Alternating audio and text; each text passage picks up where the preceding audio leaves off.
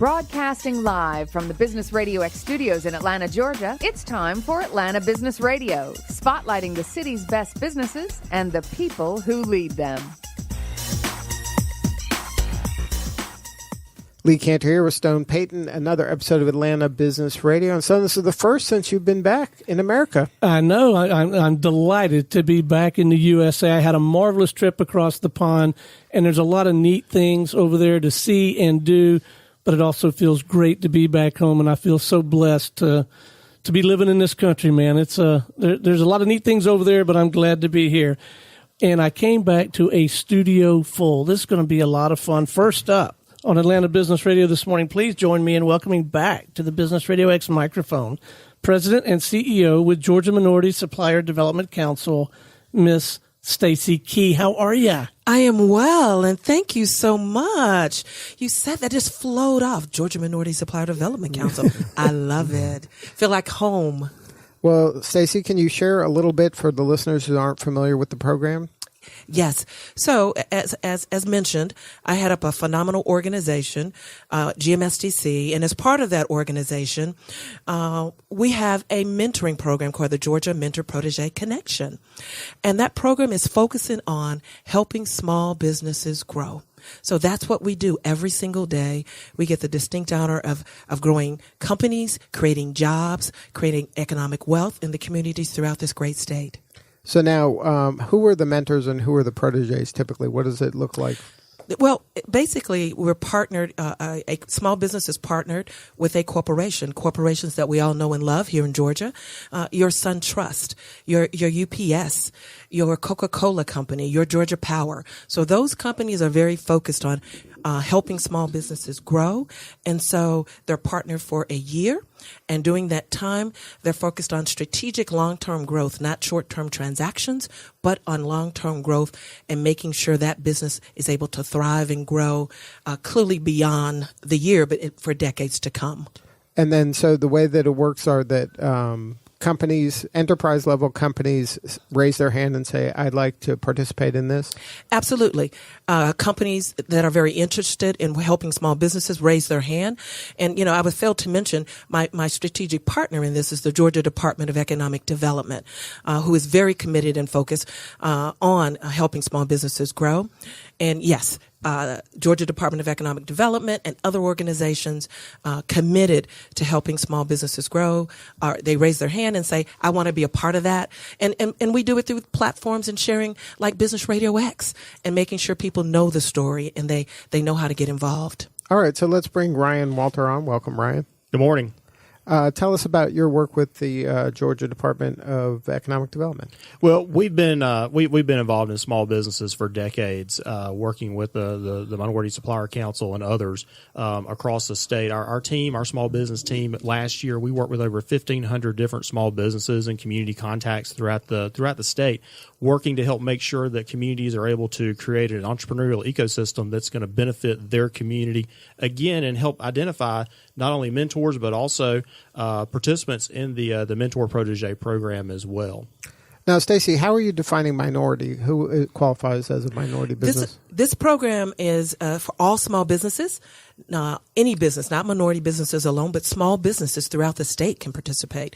And so as we're looking at this, we're getting ready to kick off the process we're nominating companies for the 2020 program. Mm-hmm. So any small business in this state can participate. If I'm a small business and we're focused on rural, we're looking at rural companies. We're looking at companies on the Beltline. So we're doing a nice mix of various kinds of companies. The Beltline's rural? Well, the Beltline's not rural, but we have Beltline and we have rural.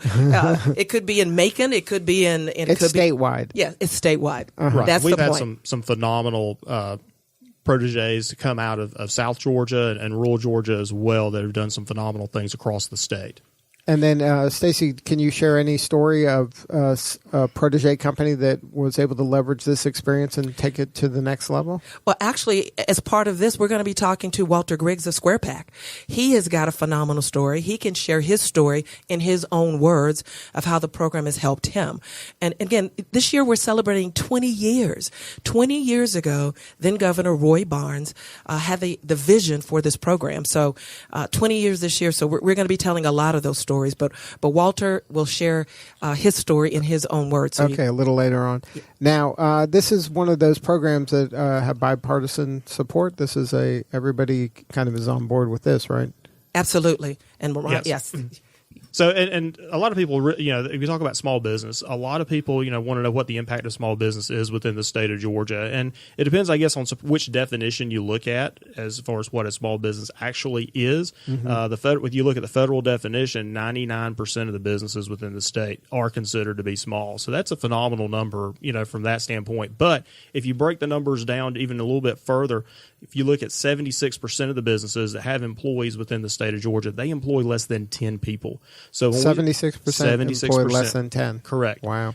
So especially when we look at businesses, in the metro areas and the rural areas, big cities, small communities, small businesses and those very small businesses really make up the lion's share of the businesses that we have within the state of Georgia, the entities that we have within the state. So there's a tremendous impact that those small businesses have across the state, and what can we do to help encourage as many of those begin to that application process to go into the Mentor Protege program so they can, again, receive the benefits of working with some of our larger companies we have within the state of Georgia that are just household names. Now, is this a situation where you have, what do you need more of? Do you need more enterprise or do you need more small businesses to participate? I'd say we need the small businesses to participate. Right. So this is one of those things where the enterprises are raising their hand and say, hey, we're open to this. And then it's just the lack of awareness for the small business person to even say, hey, put my name in the hat. Exactly. Even though Stacey and I are out every day talking about the different programs that we have at the state of Georgia, whether it's our tax credit programs, sales and use tax exemption programs that companies may be able to take advantage of, great Mentor Protege programs, and others across the state. Even though we're out doing this every day, it's still hard to try to reach all 159 counties. So certainly being able to use mouthpieces like this and others to be able to get the word out and be able to get more people interested, more people excited, especially from all corners of the state, not just the metro Atlanta area, certainly is going to help boost and strengthen our small business community across the state. So now what is what do you have to do as a small business to be eligible to participate? First of all, I think Reggie, you can talk to some of this as well. Reggie Phams is the interim program director for the Mentor Protege Connection. But Reggie, you can talk to some of the pieces to the program. Okay. Thank you all again for having us this morning to speak about the Mentor Protege program. The program requirements are a business must be within the state of Georgia. They have to have $1 to $30 million in annual revenue. So they have to have $1 million minimum. Yes, because what we want to make sure is that we are pairing these companies that they can scale up. Mm-hmm. And that's also, it's going to be a trickle-down effect, so to speak, because those companies will eventually need smaller businesses that they can go in and actually utilize their services as well. So it can definitely benefit, I think, the entire state. One of the other things that the companies must have is 3 W-2 full-time employees. Mm-hmm. So now, Ryan, you mentioned that 76% of the businesses are under 10. How many businesses kind of meet that criteria of $1 million? I haven't looked at the revenue numbers, but I would imagine that's a pretty fair number of them. I mean, because it doesn't take, I guess, depending on your service, you may be able to hit that $1 million threshold pretty quickly, depending on if you're consulting, manufacturing, et cetera. So I don't think that would necessarily be an impediment to a company to say, well, I'm not there yet, but it also gives them something to strive for and to try to reach if they're not there yet. Right. So now, Reggie, what is your biggest challenge? I think the biggest challenge is actually just getting out in the communities, and then having those companies to be informed and know, hey, we have these programs available to you. And then going out to your local chambers, your municipalities, and have them to go ahead and nominate you. You can't self-nominate. You've got to be nominated by an organization, a chamber, the Georgia Department of Economic Development, a corporation. So it's not a self-nomination. Mm-hmm. So you have to get on the radar of one of those organizations. Absolutely. You have to be active in one of those in order to kind of be eligible. That's part of it too. That is correct. So is that the biggest challenge for the companies to kind of make those relationships so that they get nominated? Yeah.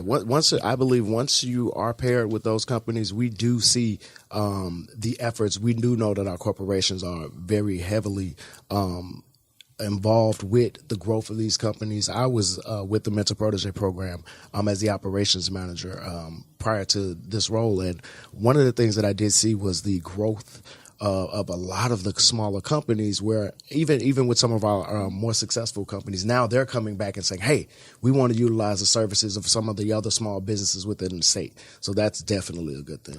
Now, how many pairings have you had? Do you know how many? We've had 132 proteges come through our program since it's been handed off from the Georgia Department of Economic Development. Wow. So 132 companies. I think that represents about 10 to 15,000 employees. Because again, some clearly have more than 3. Sure. And I think the last numbers I saw in terms of the program was somewhere up. So I don't even want to quote those numbers actually. Yeah. Yeah. Now, what are some of the industries that this touches? Is there kind of a sweet spot? All industries. It touches everything from manufacturing, food, distribution, construction, service. It runs the gamut. So it's really kind of agnostic when it comes to industry. It can be any industry. Correct. Right.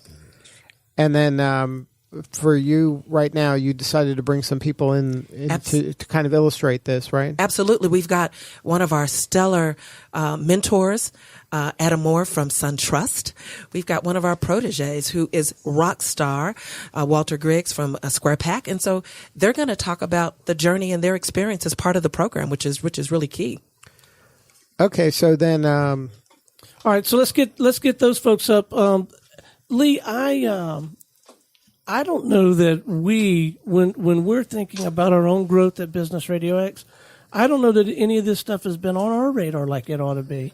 I mean, we need to get the word out about these opportunities more than we have been, I think. And it's not all on Stacey and them. I think as part of the local business media, we need to make a real effort to start sharing these stories more often. right. Is that something you see, Reggie, that there's a lot of people out there that are just not even aware, like that this could really take their business to another level if they participated, and it must be kind of frustrating in some ways that you have this really valuable resource and that people are just not even aware that they can take advantage of it.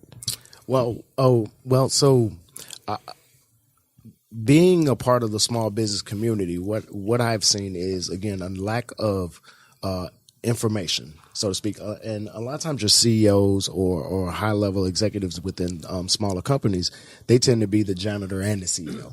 And so you're so busy out trying to garner business and bring in revenue that you may not have time to participate in these programs. And so what we've tried to do and made an attempt to do is not only get them informed about the programs that are available, but also make it where it's feasible for them to attend the meetings and give them different opportunities to talk to each other outside of even when we're meeting with them, because that's important, because the lack of time is one of the reasons why they typically can't have those interactions with those corporations. So, Stan, let's bring on the dream team here. All right.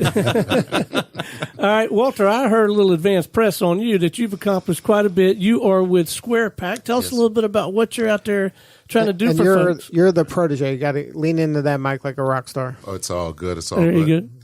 My name is Walter Griggs. I'm the founder and CEO of Square Pack. At Square Pack, we help companies become more efficient. We provide green solutions for the material handling space. We work within the automotive space, the communication space. They built a beautiful stadium here in downtown. We had a lot to do. We designed all the warehouse space. We actually built a catalog around material handling, dealing with the stadium industries. When we first entered the Georgia Mentor Protege in 2016, where we were mentored by Georgia Power, which was a great experience. Being intimate with these small companies allows you to see things that can be scaled up quite quickly. So when we see a challenge that a Georgia Power is facing, we know if we're able to solve that problem, that's a problem we can scale up through all the power companies throughout this country, if not throughout the world. So it gives us insight into very intimate situations that if you have the wherewithal, you can really scale your business up. And we also have with us today somebody from the mentor side of this equation, Adam Moore with SunTrust. Welcome. Hey, good morning. Thank you very much for having us on today. I've heard of them. You've heard of SunTrust, Yeah. right? In fact, I think they own most of my house still at the Probably. moment. So, We have a Adam, reputation. tell us about your work with this and why it's important for SunTrust to get involved with an organization like this. It's very important for us to get involved in an organization like this. I am part of our supplier diversity program. So our sole mission is to research, get to know, and bring up small companies that we can actually feed into the financial services pipeline. So for us to be able to promote and bring on board small and diverse businesses into the bank's supplier ecosystem, we see that there's a necessity to make sure that they're prepared to come on board and provide these services, whatever that we might need.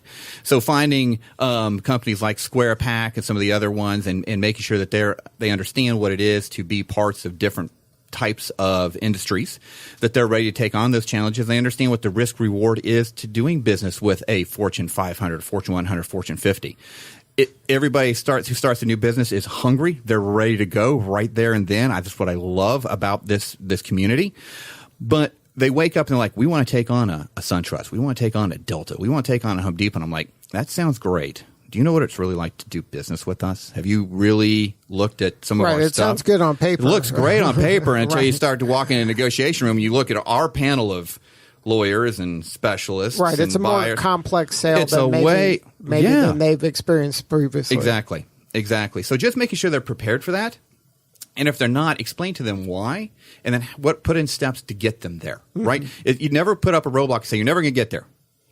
You just don't. Right. But it's like, how do we get you there? I see the potential. Let's get your potential there, and let's take the steps. Now, is to get that us part there. of your role? Did SunTrust say, you know what, we can't just say, hey, we're open to this and let people just kind of flow in here if they're not really prepared to help us? We Right. can't help them if they're not prepared. Correct. That's exactly my role. As a bank, we're very much committed to financial responsibility and making sure that everybody can make the most of what they have.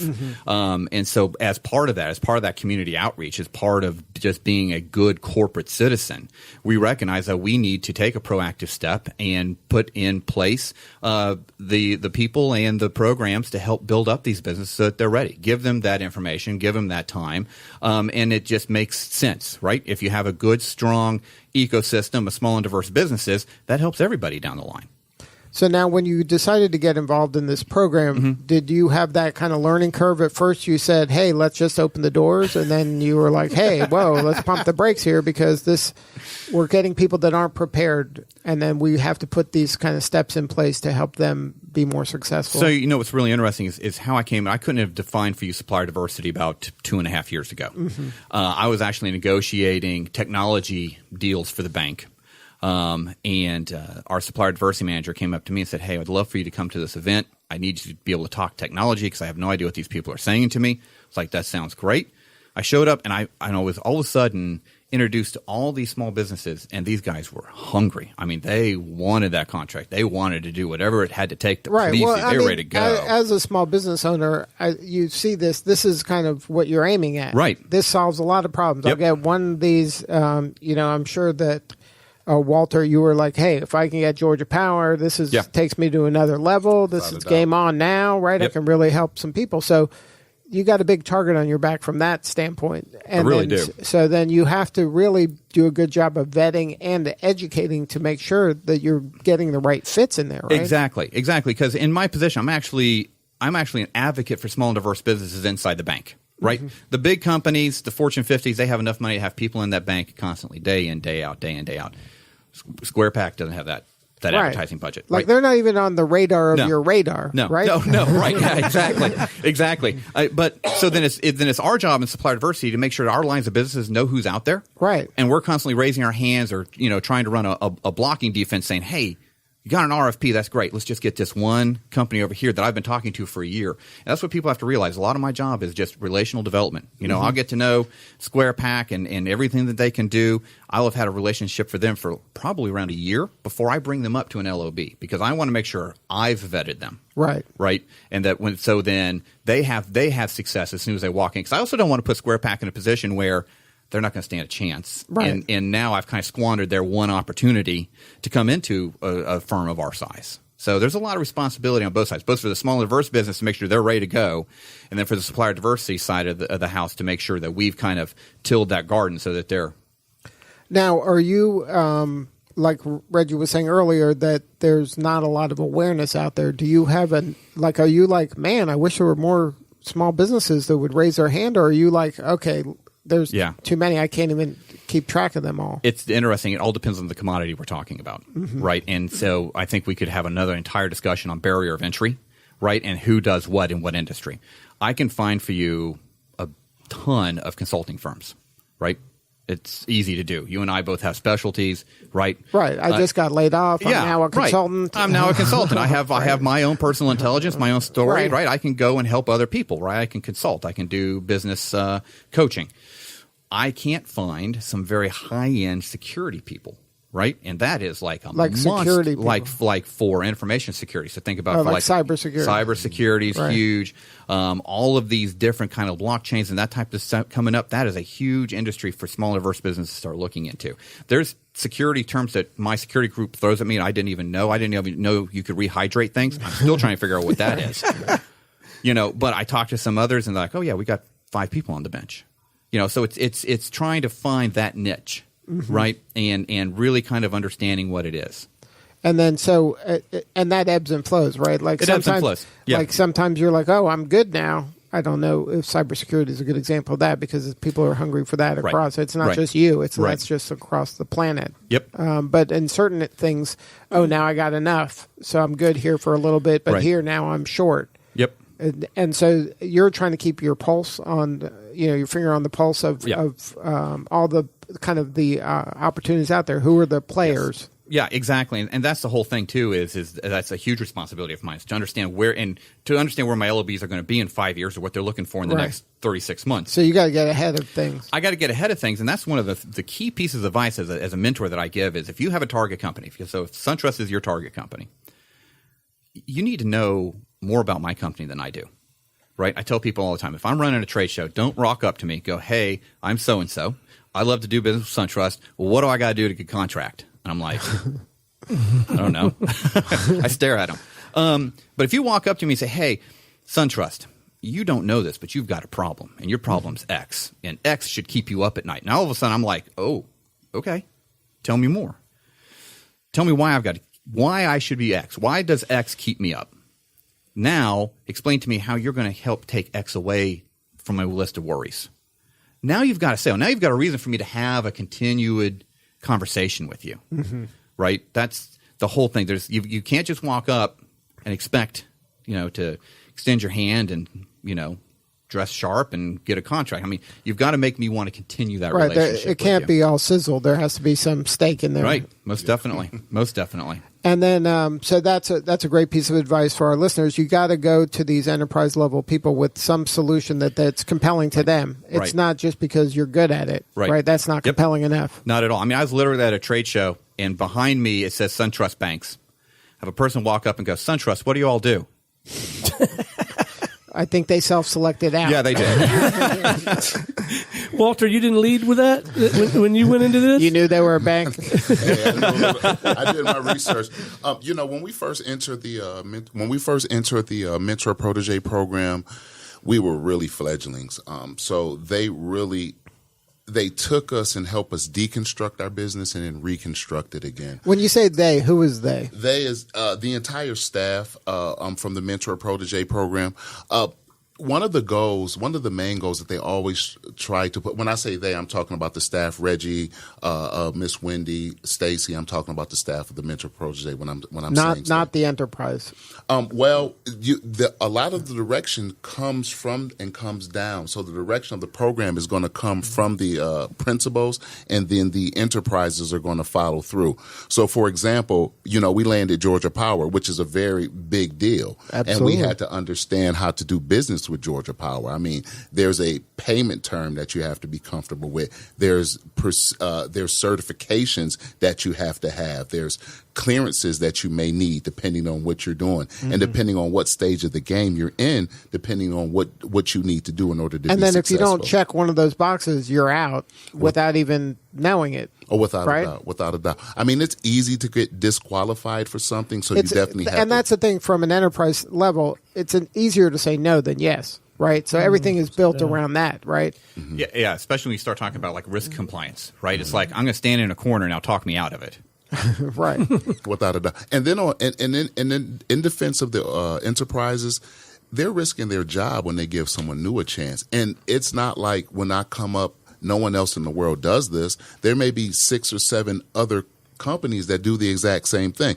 Unlike us in manufacturing, where we set ourselves apart, there's not many minority manufacturers. So we're in a space that's wide open and that's ready for growth. But other spaces like consulting and different things of that nature, they're to where the that's hill. more of a commodity. That's more of a commodity, right? Where we're making custom items. Now, is that another piece of advice, Adam, in terms of you have to kind of set yourself up and maybe kind of create this blue ocean opportunity for yourself, like position yourself as unique and kind of the only person that can deliver this specific thing? Yeah, I mean, most definitely, because as we just said, I mean, you can always find 2 or 3 people that are playing in that same space, right? But you have to show not only why is your product or service different, why is it a culture fit? And that's kind of the biggest thing that I'm seeing right now, right? The culture fit. So that's an important component too. And then that's probably something a business person is going to not think as right. important. They think, look, I can do the job. I am skilled to do this activity, and that's just a portion of it. That's it.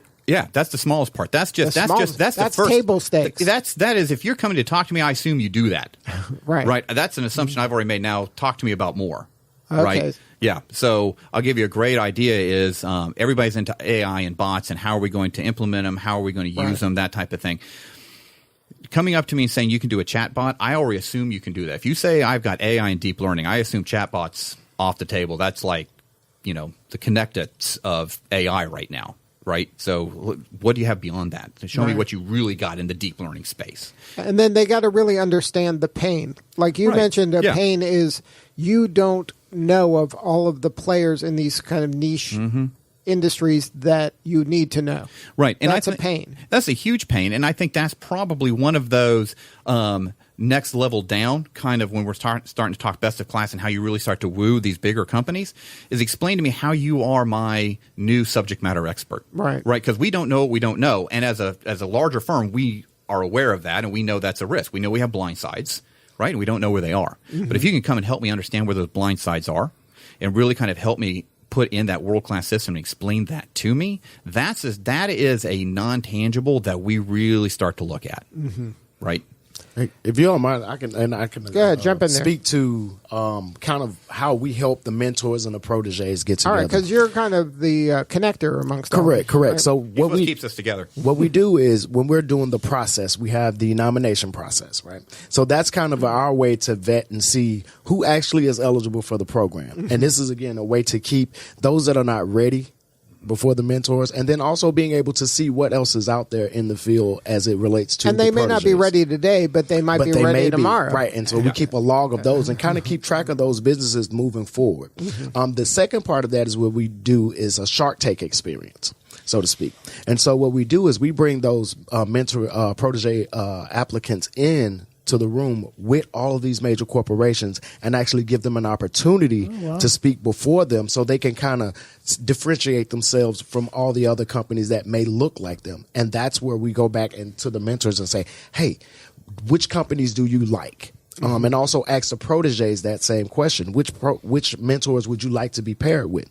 And then we do a selection process, and then we narrow it down and get the best fit. That way, everybody is getting kind of what they want from the program. You get possibly to work with a company that you want to work with, and from the mentoring side, they see potential in a company to scale and grow.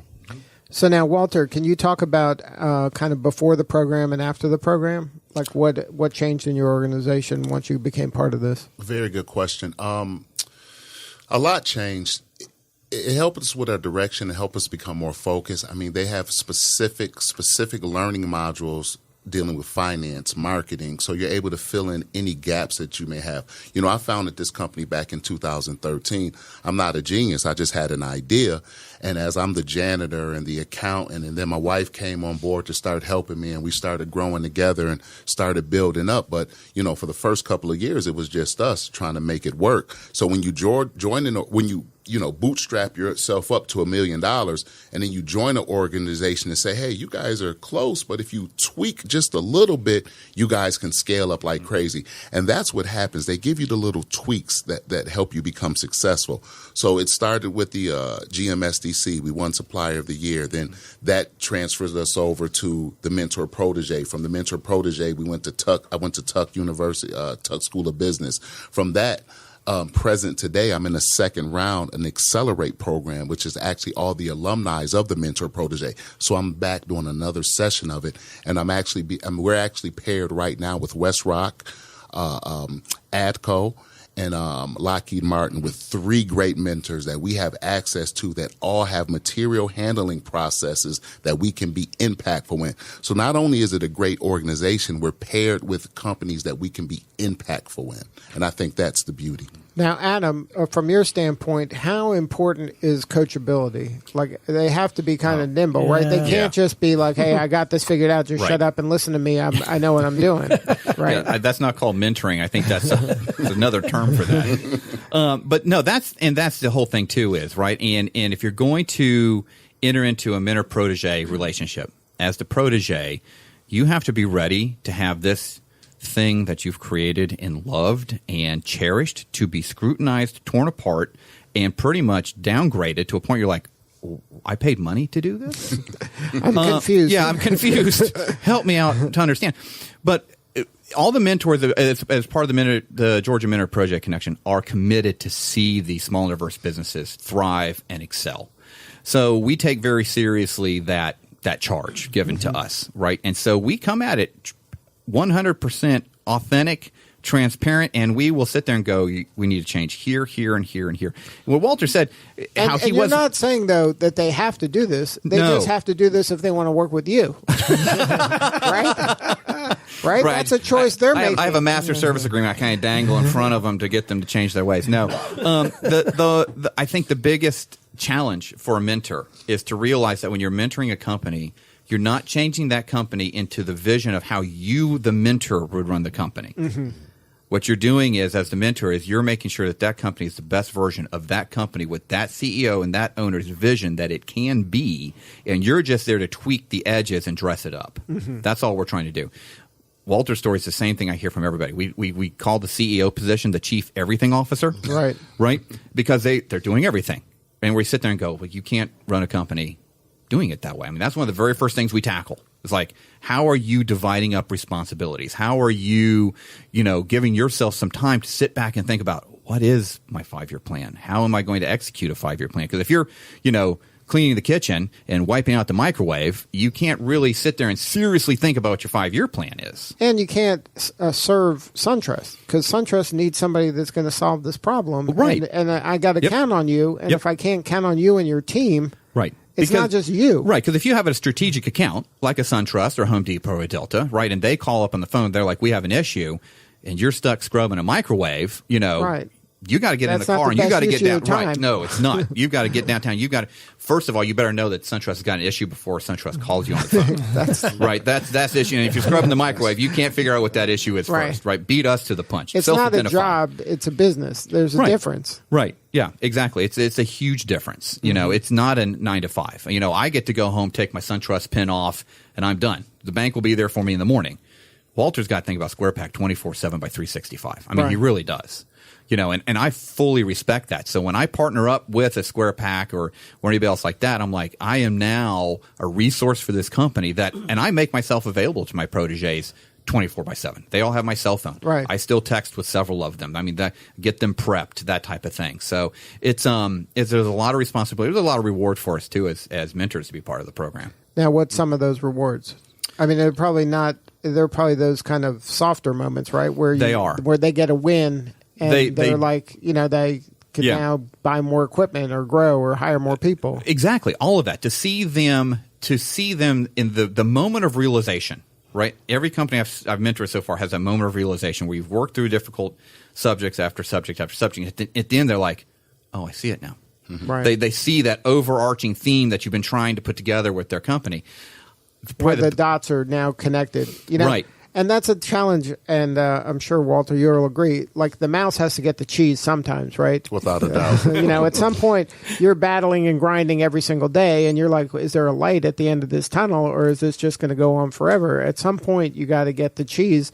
When did that moment happen for you? When did you realize, like, hey, we got something here. This thing is going to work. I just got to do, this kind of work.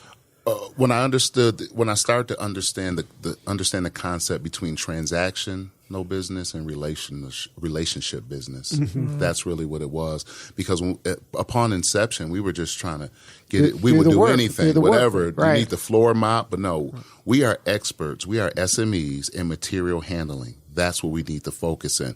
And, when you're first start, you do anything, it's paint, whatever it is, but you have to stay focused. And I think that's when the moment of clarity is, when you have to be laser focused, have a process in place, because when you do get to sit down, you have to understand the terms. You have to understand that master service agreement that Adam's dangling. You have to understand that. And it might look good, but it may not be the right fit, right? Without a doubt. Because at some parts of those master service agreements, in layman's terms, you have to make me whole. And what that means, if you cannot deliver what you say you're going to deliver in the time you're going to deliver, then you have to find an alternative means for me to do what I need to do. So whatever financial responsibility or risk that puts upon you, you have to have a backup plan in place when you're dealing with these large corporations. So you have your plan and you have your backup plan. Now, prayerfully, your plan will go as planned, and you won't have to result to plan B. But one thing that I've always learned from the program is to diversify my business. Can't rely on one company. You need several companies in order to have a healthy mix. And also that transition between transactional relationships and relationship-based business. I think those are the two biggest keys for SquarePack. Now, Reggie, you want to add something to that in terms of kind of solidifying the relationship between the mentor and the protege and how they each can get the most out of it? Well, one of the things that has to happen is the assessment tool that we use. So in the beginning, once they are actually selected to be paired with a mentor, the company goes through an assessment, and the mentor actually goes back and looks at that assessment and keys in on three major areas where the company may have issues, or we can make that little tweak.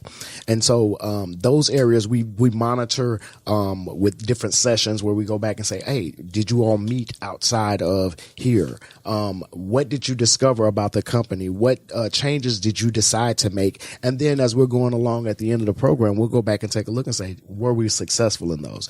And it's not just to build the relationship for that 12 months, but for years to come. The 12 months is more for it to be where you have guidance and kind of a structured setting. Right, you're laying the foundation. Right. And then after that, we want you to continue that relationship. And that's why we have the alumni class. That's why we have the Accelerate programs, because now he mentioned there's 3 different companies that's looking at. Well, a lot of those companies were in the room with him while he was in the mentoring program. And so not only do you have access to that one mentor that you've been paired with, but a lot of times you have access to the other 24, 25 mentors that are in that room. So they all share a shared responsibility, and so to speak, with that particular protege.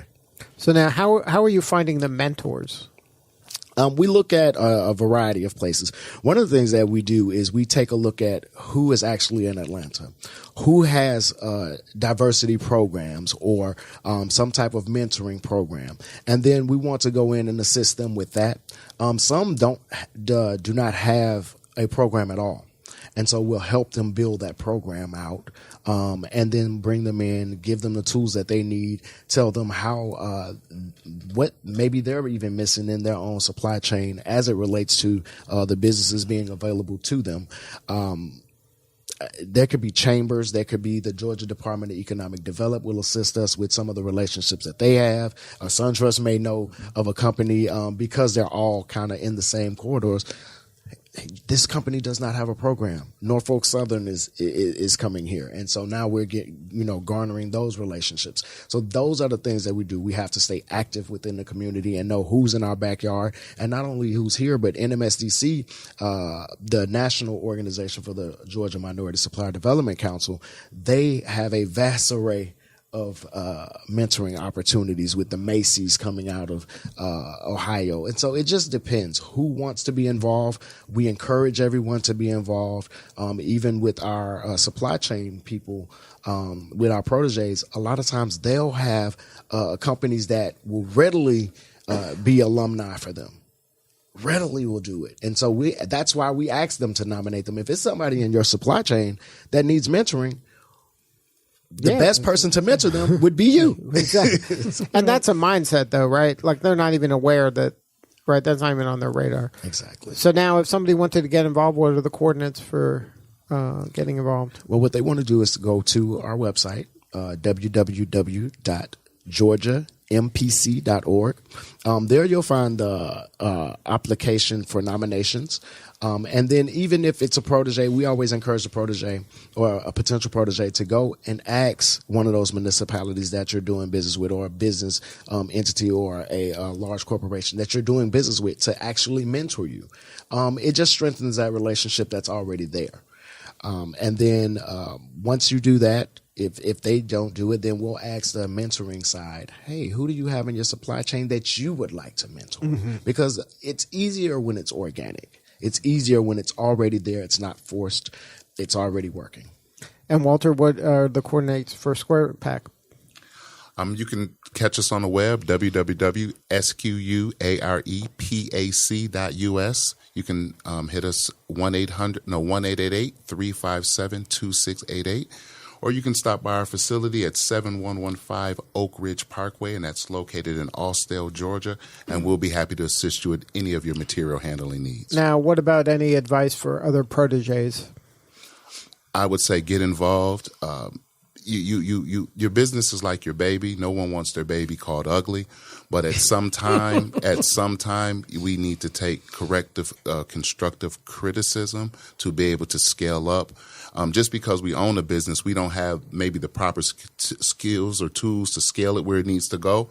So if you're getting with a plethora of information, a pool of just people, not only corporations, we're saying enterprises, but these are individuals who have taken their time, who are volunteering in most cases, who are spending time away from their family, who are serious about us becoming better as individuals. We went through our protege session in 2016 with Georgia Power. They're on speed dial, So I had a meeting where we had a patent pending solution we had designed for them, and I wanted to sell it to a manufacturer.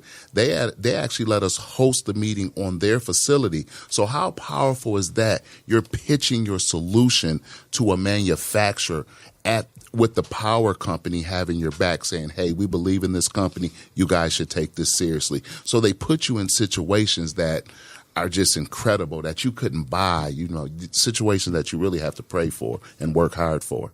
Well, I mean, you make your own kind of luck in this, right? You're out there showing up, doing the work, and you're listening and you're appreciating them. So that it's like you said, relationships are at the heart of this, not transactions. Yes.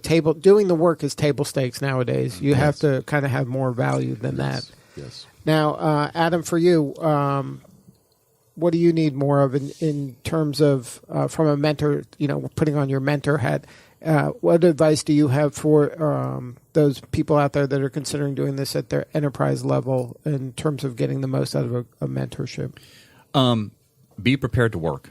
You think that as the mentor, it's like, well, I have the easy job. I just get to lay down some knowledge and walk off. You have to be prepared to develop the relationship, right? I can't just walk right up to Walter and go, hey, your idea sucks. He has to. There has to be some trust, right? There has to be some reciprocated trust between the two of us.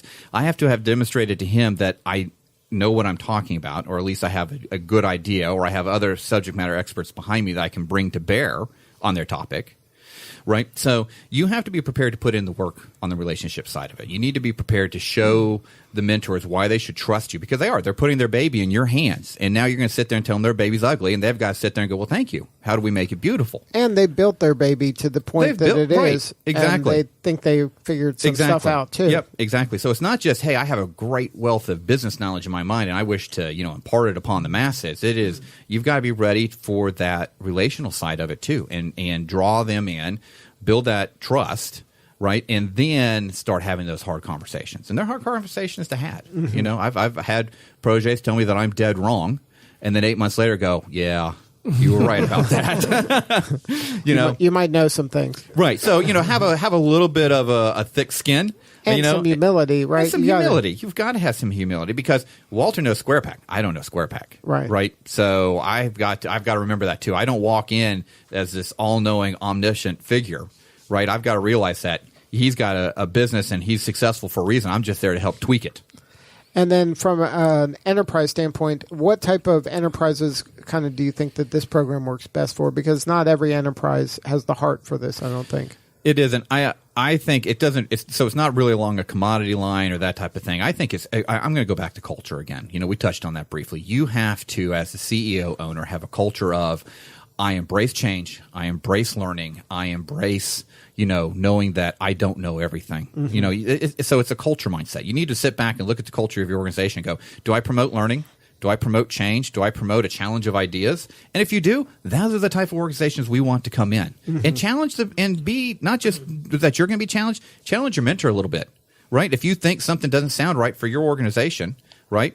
Challenge the mentor, right? And you should be comfortable in pushing back. It has to back. Yes. It has to be kind of give and take. It can't be just like you're this wise person at the top of the mountain that espousing wisdom, right? It has to be like you're learning from them at the end of the day as well. Every day, and that's for me. That's a personal win. I mean, I learn so much from these proteges. I mean, I really do. It's exciting to be around them. Their energy is amazing, and just learning their different ideas and kind of being challenged every day when you go to work is an amazing thing. And then if somebody wanted to learn more from the SunTrust side and getting involved. Sure. So obviously suntrust.com is the main site. That's the commercial site. We also have onup.com, which is our financial awareness site as well. So either one of those are fantastic resources. Onup.com also has some small business resources there for financial learning as well, too, that I would highly recommend. I just find this entire conversation so inspiring. As a small business person, I'm a number 2 guy in a small media company. We scratch and claw every day. We have victories some days. Some days we're like, why am I doing this? Why don't I go get a job? And I know in a moment we're going to visit with another small business person, and I suspect she feels the same way. But to know that there are enterprise-level organizations out there that are investing time, energy, resources in this, and then to watch someone like Walter come through the process. Not only have you served him, but that's the kind of thing that just keeps paying forward. I don't know when, if, and how, but I suspect somehow, some way, Walter's going to find a way to invest in the community beyond him. Right, Walter? Without a doubt, and that's a great segue. We just Saturday we had our annual STEM workshop at our facility where we had 50 plus kids. The GMSDC was kind enough to donate book bags. We had donations from Lockheed Martin.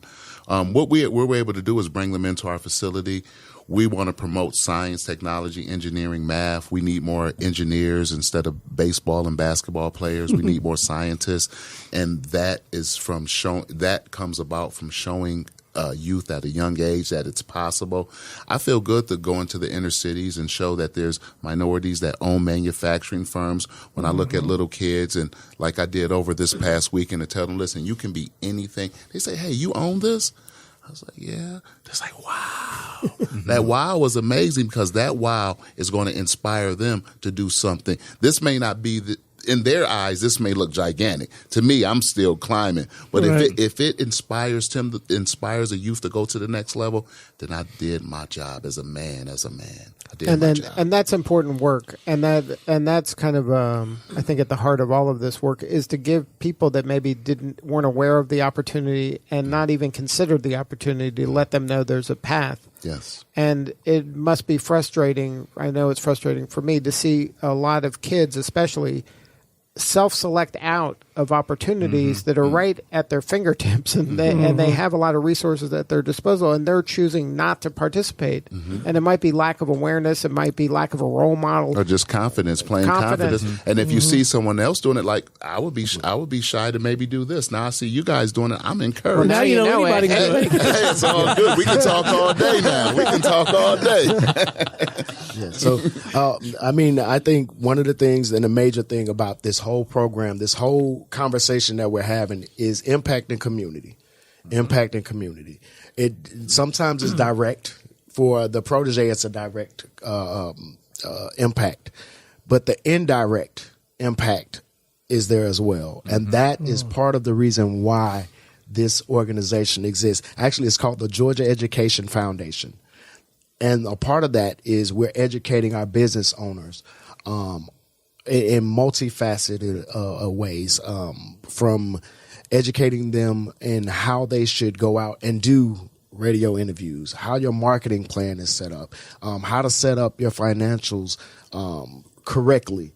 Think about things, how tax laws affect you, how the government laws and things of that sort affect your business, and not only your business, but the communities that you're in. We're looking at a few things now that are going past our legislation that will affect some things. So we have to look at it from a holistic standpoint. That is the reason why the Georgia Mentor Protege Connection exists. It's why we are here and why we want to continue to grow this program and better our business relationships. Well, it has been an absolute delight having y'all in the studio. Thank you. Keep up the good work, and we're quite sincere. I mentioned it earlier in the program. Lee, we got to do a better job. We need to do what we can to continue to capture and share these stories. So we're up for that. We also don't know what we don't know, but we're going to try to find a way to capture and share more of these stories. Hey, stay with us a little bit. We're going to visit with one more guest, all right? Thank you. All right. Thank you. Next up on Atlanta Business Radio this morning, we have with us Marketing Coordinator with Discover Dunwoody. Please join me in welcoming to the broadcast Miss Melanie Watson. How are you? I'm great. How are you? I'm doing good. I'm so sorry you have to follow that act. That's going to be a tough one to follow. What do you feel like you learned in that segment?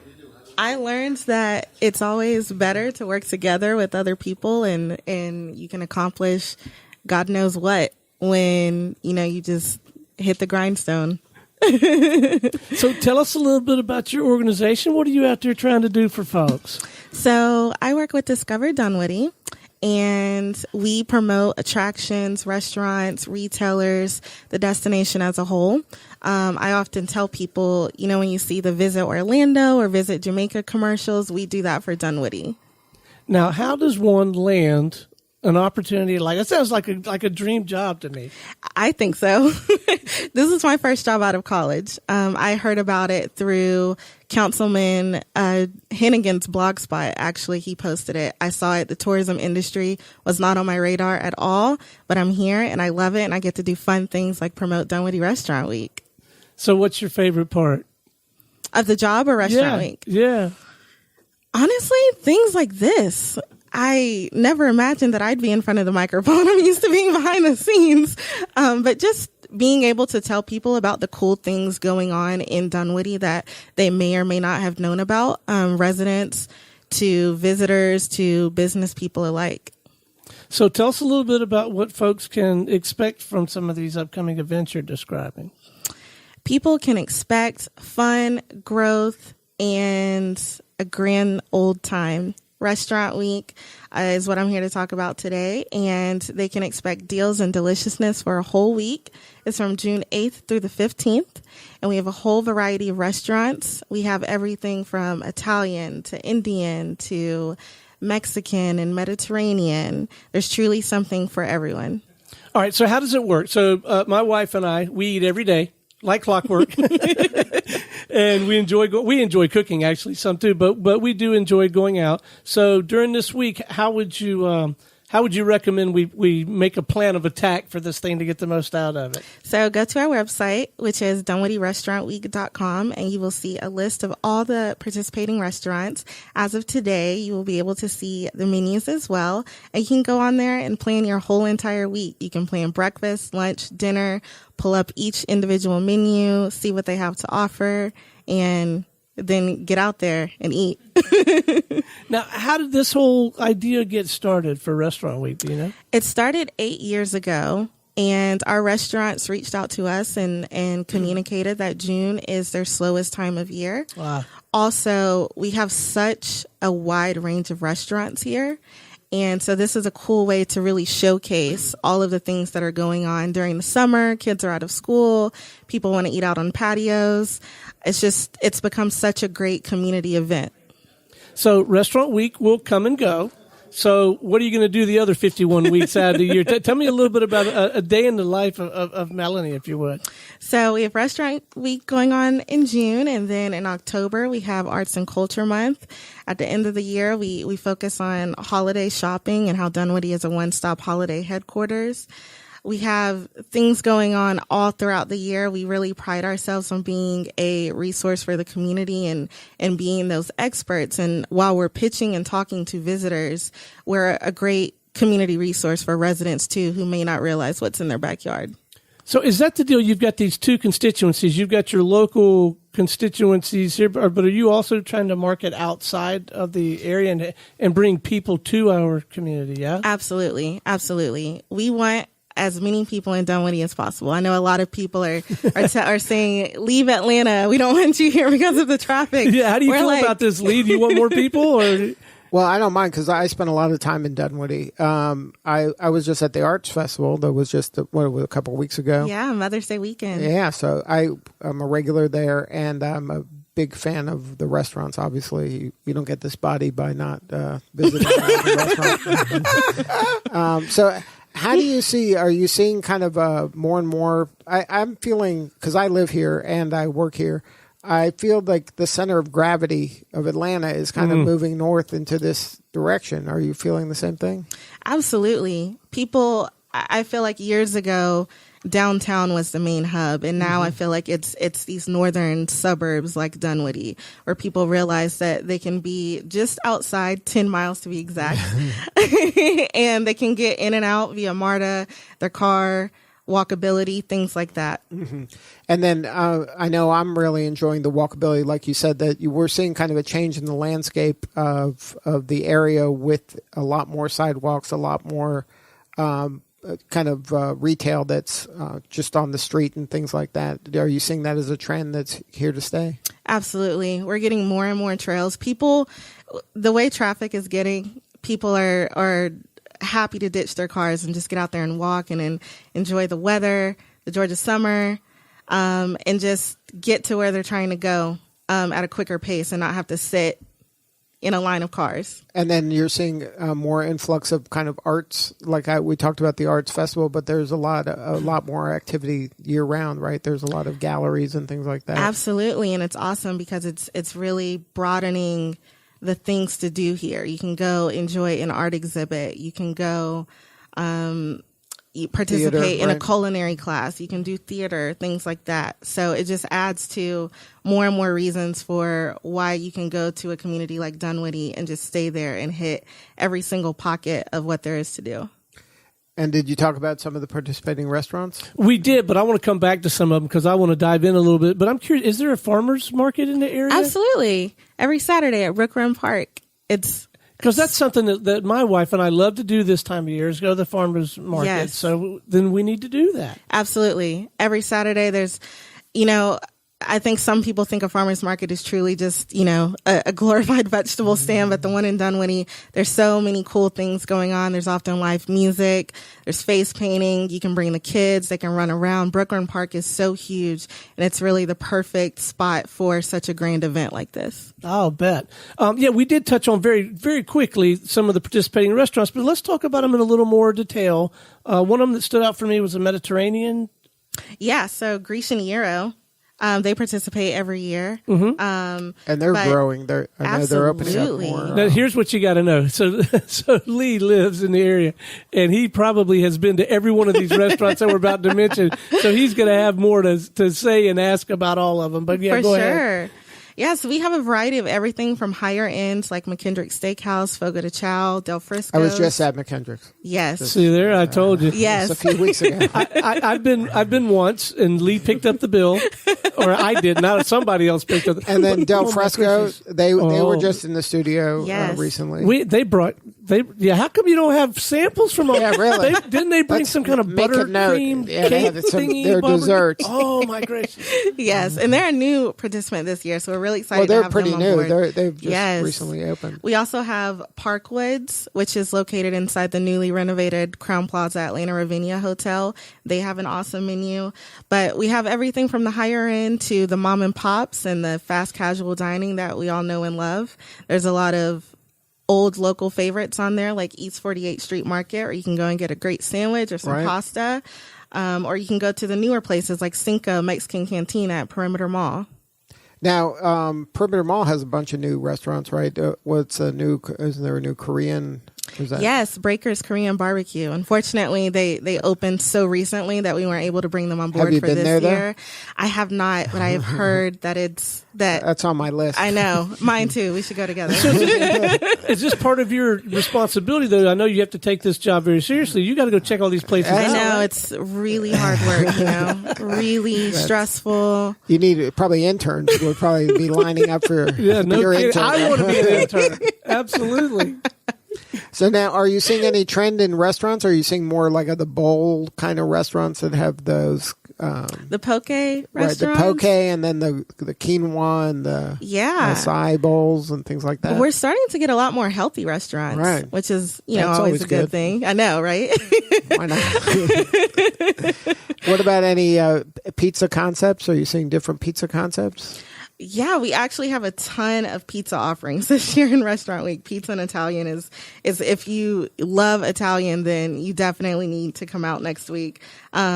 We have everything from create your own style to gourmet to, the traditional. We have deep dish with Nancy's Pizza coming on board this year. All right, I got to interject here because I am now a newly crowned subject matter expert in Italian food. I just got back from Italy Friday night. Yeah. So Chianti, when you order the Chianti, you want the Chianti Classico. It's got a black rooster on it. It has to meet some very specific criteria to be a Chianti Classico. It has to have 80% Sangiovese grapes. Or Wow. That's good to know. something. Look See, at you probably did not know that. I did not. And it took me several bottles of both Classico and non-Classico to arrive at A lot of studying. No, Yes. exactly. You got Yeah, do to. your research. That's Exactly. important. What about sandwich shops? I know there's some sandwich shops opening around. Yes, we have Big Dave's Cheesesteaks, which if you love, Baby, that sounds I good. do. Yes. Where is that at? it's off Winters Chapel Road. The owner is from Philly, so they are truly authentic. Okay. And A that's lot of- kind of the north end of Yes. Dunwoody, right? Yes. And then we have East 48th Street in the Village going Right. back to Italian because who doesn't love that? There's Vitality Bowls, Superfood Cafe. They're on the healthier side. Right. In the Village, the Wright's Gourmet closed, and then now that's going to be Breadwinner. That's exciting. Breadwinner's one of my favorites. Absolutely. Yeah. That's good for the city. I know. We still miss Wright stuff. I know. That's been around forever. Yeah. And then, and you mentioned the mall. The mall has a bunch of restaurants there. I don't know if I'm sure they're not all taking part, but the mall is a great kind of center of gravity for Dunwoody. Absolutely. There's Cinco. There's also Max's Coal Oven Pizzeria. You have the Capitol Grill right there, Seasons 52. Mm-hmm. Yeah, so you can, hop to one for an appetizer, hop to the other for the entree, hop to All right, so let's go back. one. Well, speaking of that, let's go back to strategy. Because this thing Yes. really is like a week long. Mm-hmm. So how do we attack this thing? We just hit one a night or Yes, start Saturday, start Saturday? June 8th. You need a punch card. And if you punch, 5, you get another something. Just, There you go. Yeah, make you it- have to start Saturday. Start. Or you can't get to them. I know. Start at breakfast, then go to lunch, then go to Breakfast, lunch, and dinner. dinner. Don't miss a day. And you can fit them all. It's 29, but It's doable. If you bear down, you can really get it. I get think it you and accomplished. Abby, between you, Abby, and Max, y'all could get this done. I think we can do it.